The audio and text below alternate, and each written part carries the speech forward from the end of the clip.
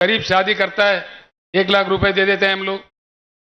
विद्यार्थी बाहर जाना चाहते हैं 20 लाख रुपए का स्कॉलरशिप देते हैं हम लोग तो बाहर देशों में पढ़ने के लिए। ऐसे कई कल्याणकारी योजनाएं हैं।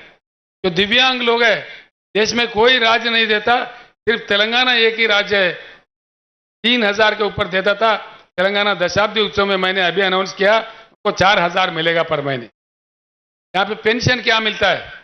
मेरे ख्याल से कोई 600 रुपए मिलता है। तेलंगाना में हम 2,000 रुपए पेंशन देते हैं।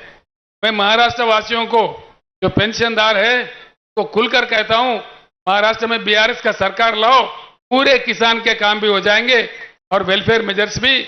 आपको पेंशन 2,000 मिलेगा, बाजाब्ता मिलेगा, किसी का दिवाला नहीं निकलेगा, बिल्कुल बाजाब्ता आराम से दे सकते हैं। ये सारे चीज हो जाएंगे, सारे चीज संभव है जबकि हम एकत्रित हो।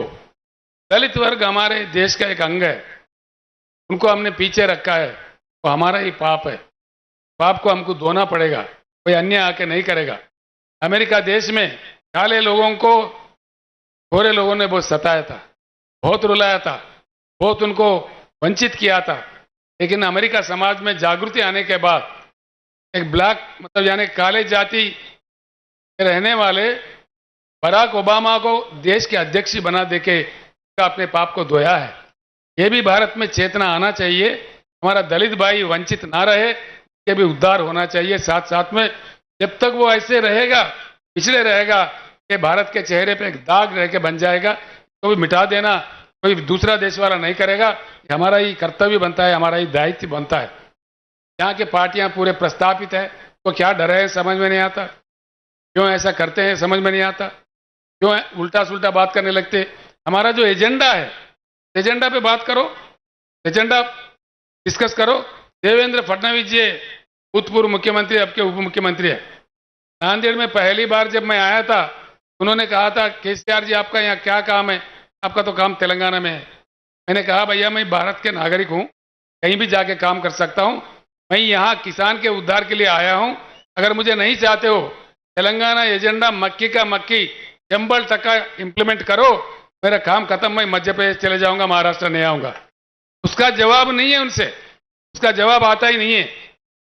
तो कहना चाहिए कि बिल्कुल हम अमल करेंगे, नहीं करते। केंद्र सरकार एक 6,000 रुपए देते हैं, वो भी कम लोगों को, कम किसानों को। हमारे पास कोई ऐसा अभेद नहीं है। पूरे किसान जितने भी है 70 लाख किसानों को हम रईत बंधु जो स्कीम है 10,000 देने वाला, छोटा बड़ा सब किसानों में देते हैं, कोई भेदभाव नहीं है उसमें। इसी प्रकार का यहाँ भी आना चाहिए। लेकिन जैसा बीआरएस ने प्रवेश किया महाराष्ट्र में, फिर 6,000 का ऐलान हुआ, वो किसको देंगे? तो किसान सम्मान निधि मिल रहा है उन्हीं को देंगे, बाकी को नहीं देंगे। वो भी पूर्ण रूप से नहीं, 2-2 हजार करके 3 किस्तों में देते हैं। हमारे पास ऐसा नहीं है। फसल को 5,000 एक देते हैं निवेश के लिए, फिर दूसरा फसल के दूसरा दे देते हैं। मुफ्त में पानी देते हैं, मुफ्त में बिजली देते हैं, और हर दाना उनका खरीदते हैं। खरीदते भी कैसा, तो उनके बैंक में जाता है। आप लोग प्रसन्न हो जाएंगे मेरे बात सुनकर। तेलंगाना में मैंने देखा है, मुख्यमंत्री बनने के बाद 2 साल किसानों का जो कष्ट है, मुश्किल है, मैंने देखा है। के बाद में पूरी तलाटी व्यवस्था हमने बर्खास्त कर दिया है तेलंगाना में। तलाटियों का जो काम है आप जानते हैं, हमारी भूमि उनके नाम पे लिख दे, इनका भूमि उनके नाम पे लिख दे, वहाँ पूरा तलाटी व्यवस्था ही बर्खास्त कर दिया कानून बना के पेट में नहीं मारा हमने, दूसरे डिपार्टमेंट में उनको नौकरी दिया। और तलाटी व्यवस्था निकाल के धरणी बोल के पोर्टल ला के सारे जमीन का रिकॉर्ड हमने डिजिटलाइज कर दिया। उसके लिए उस माध्यम से ये सुविधा होता है, किसानों को धान खरीदते हैं, किसी के पास फिरने की जरूरत नहीं है, सीधे किसान के बैंक अकाउंट में जाता है। जो 5,000 हर फसल के लिए हम निवेश के लिए देते हैं, वो भी सीधा, न दरखास्त देना है, न दफ्तर जाना है, सीधा उनके बैंक अकाउंट में जाता है, हैदराबाद से जाता है। किसान का जो बीमा है के लिए कहीं दरखास्त नहीं देना है, सीधे उनके अकाउंट में बैंक में चले जाता है। ये संभव बात है। ये बात जब तेलंगाना में हो रहा है, महाराष्ट्र सरकार क्यों नहीं कर सकता? यही मेरा क्वेश्चन है, यही मेरा सवाल है। सिर्फ महाराष्ट्र ही नहीं, मध्य प्रदेश में क्यों नहीं, उत्तर प्रदेश में क्यों नहीं, पूरे अन्य भारत में क्यों नहीं?